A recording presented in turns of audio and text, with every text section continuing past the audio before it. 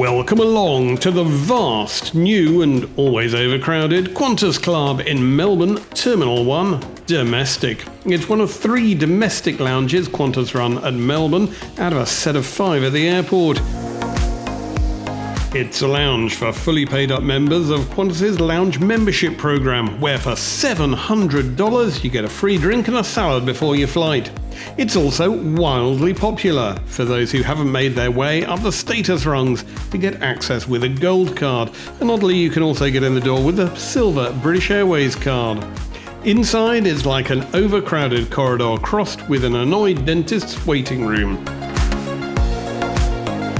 Inside, Qantas have gone for their version of IKEA chic. Think lots of blonde wood, floorboards, white walls and reflective surfaces that bound around the noise of the post-work 6 o'clock swill drinking set. There's a central bar which now opens at midday, none of that hanging around until 4 like you used to. For those not imbibing, there's Qantas's famous quench station, which basically means chilled tap water and a dash of lemon or lime. Dining, however, is pretty basic, with a motorway service station island buffet featuring a salad that could have come straight out of Pizza Hut. And look, they've even got the vast tanks of 3 Juices beloved of Travelodge. The salad is better than it actually looks, and there are even nachos and dips if you want to push the boat out. Or hot soup, which rotates through tomato, carrot, potato, or a special of leek. To go with it, hot bread rolls, which if you get them early enough in the day, are actually soft enough to be edible. However, for most passengers, the bar takes centre stage, with complimentary beer, wine and, get this, now spirits are available. It's a Qantas Club in Melbourne, and it should be the height of luxury. After all, people pay hundreds of dollars each year just to get through these powered portals. And yet, even though it's recently been renewed, there's something just a little bit lacking about it. Only one minor problem: it's overcrowded, the food consists of salad, and the bar, at best, well, it's a nice little perk, but you've got to queue for quite some time to get near it. It could be great. Unfortunately, Qantas haven't quite managed it on this occasion. In fact, the lounge is packed and busier than a one-armed pickpocket at a kangaroo convention. At least there's a quiet nook behind reception, and there's even another telly in here. The newspaper rack isn't, and that's a deliberate choice by Qantas.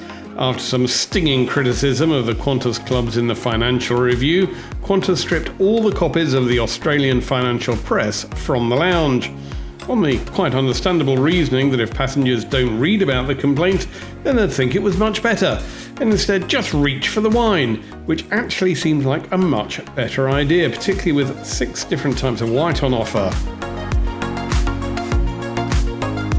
There are a couple of tiny departure boards so you can check and see if your flight has been cancelled again before retreating to some random seats plucked from the kiddies playset in IKEA. At least you get plenty of exercise in the lounge, walking all the way to the far end. Now, the Qantas Club used to be much bigger and even featured windows back in the day. Now, those windows have been cut back as an economy measure.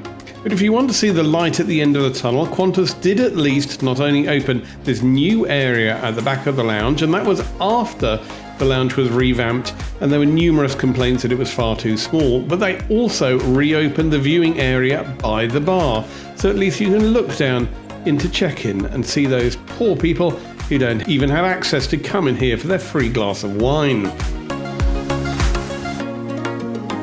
You can't escape the way, though, that everybody is in a rush in the Qantas Club. They're flat out like a wombat at a waterhole in the outback, drinking as much too as well. After all, you've got to get your money's worth. There are 4 service desks, and when your flight is cancelled, they even manage to man one of them, which is quite regularly. Bathrooms are similarly basic, but they've now got the luxury of showers. Clearly, Qantas haven't just banked the nation's loyalty and then cashed in on it. No, it really is far too easy to criticise Qantas and its club. Far too easy, unfortunately.